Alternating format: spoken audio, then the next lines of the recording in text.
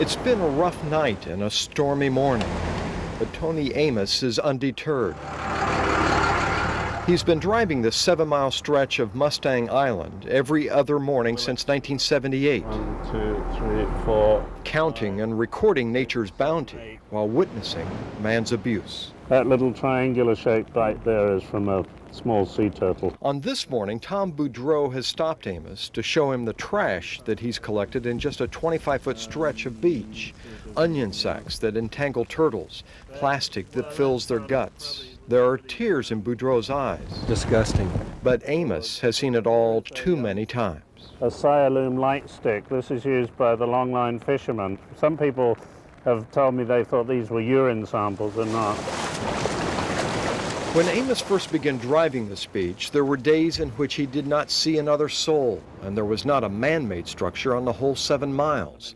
But as those days began to disappear, Amos decided to chronicle the unbridled advance of condos, campers, and fishermen to see if nature could survive. Good laughing gull. He feels along the gull's wings and legs for brakes. There are none. It's one of the mysteries. Sometimes they have broken wings, broken legs, but quite often they show no sign of injury whatsoever. He carries the bird to the dunes. There's plenty of animals up here that will dispose of it, crabs and coyotes and so on.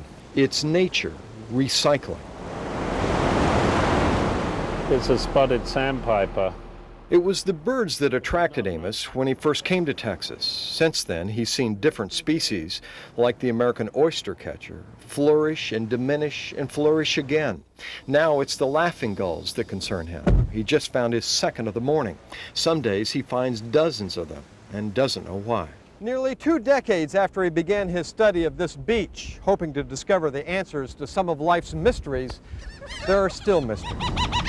Often it seems to coincide with the shrimping activity offshore, and I think they may get injured or somehow compromised out there when they all mill around trying to get at the catch. Other times there seems to be no correlation.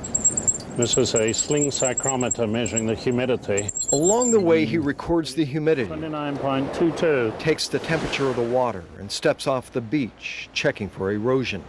If there is anything he has learned, it is that as man's advance continues without a break in stride, nature, thankfully, is proving amazingly resilient. Beautifully clear water today. Look at that. Gorgeous. On Mustang Island, Dan Locke, 11 Up Close.